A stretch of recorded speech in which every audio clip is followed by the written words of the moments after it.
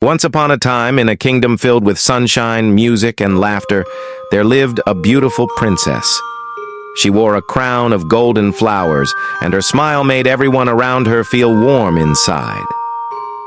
One bright morning, the princess wandered into the royal garden. She carried her favorite toy, a shiny golden ball that sparkled like the sun. She loved to toss it high into the air and catch it again. The birds chirped happily. The butterflies danced in the sky. The princess laughed as her golden ball flew higher and higher. But then, plop! The ball slipped from her hands and rolled across the grass. It tumbled down, down, down, until it fell into a deep, dark well.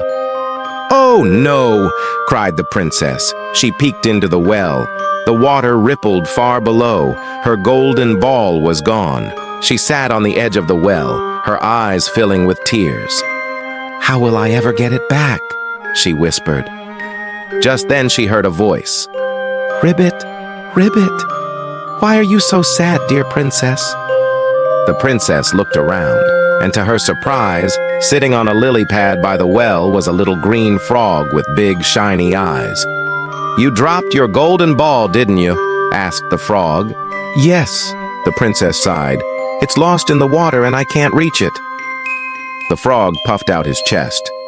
"Well, I could fetch it for you," he said proudly. "But only if you promise me something." The princess leaned closer. "What do you want, little frog?" The frog grinned. "I want to be your friend. I want to sit beside you at the table. I want to eat from your golden plate. I want to drink from your silver cup.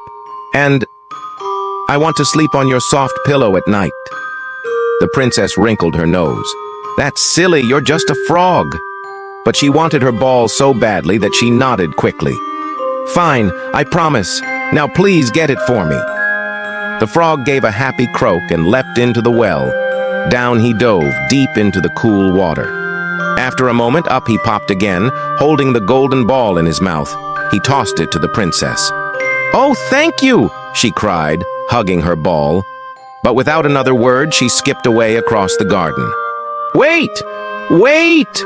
called the frog, bouncing after her. "Don't forget your promise." But the princess was already gone, her golden ball shining in her hands. That night, the princess sat at the grand table, eating supper with her father, the king. The hall glowed with candles, and music floated in the air. Suddenly, tap, tap, tap, a small voice echoed through the door. "Princess, dear princess, open the door!" croaked the frog.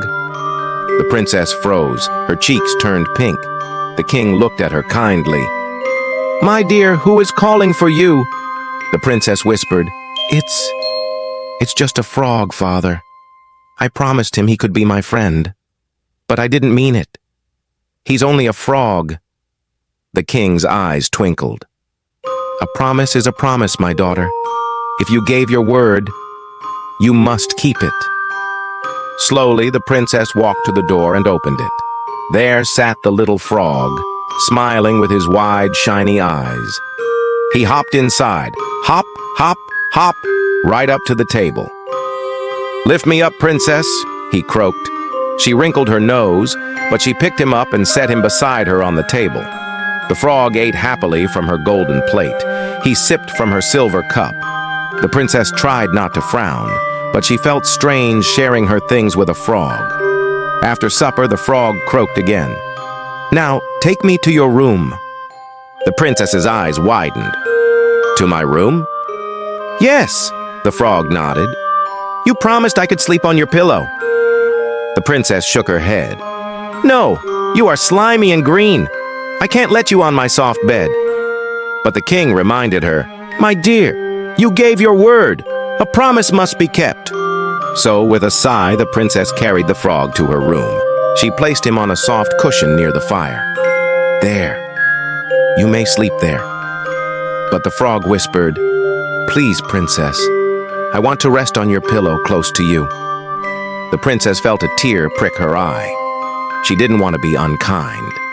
And though he was a frog, he had helped her when she was sad. So gently, she lifted him onto her bed and placed him on her pillow. The frog closed his eyes with a soft croak. "Thank you, kind princess." That night, the princess dreamed of magic and kindness. She dreamed of stars twinkling, rivers singing, and promises kept. When the sun rose, the princess opened her eyes. She blinked in surprise. On her pillow did not lie a frog. Instead, there lay a handsome young prince with golden hair and kind, sparkling eyes. The princess gasped. "Where is the frog?" The young man smiled. "I was the frog. An enchantress put a spell on me. Only when a princess showed me kindness and kept her promise could the spell be broken." The princess's heart filled with joy.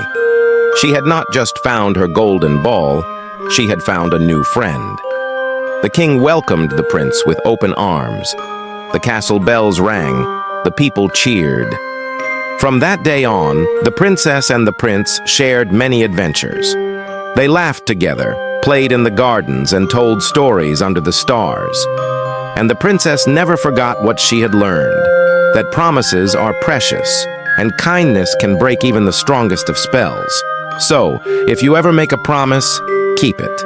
And if you ever meet someone who seems small or unimportant, remember, inside, they may carry great magic. And that, dear listener, is the story of the Frog Prince. If you liked this story, don't forget to join us for more magical tales every week.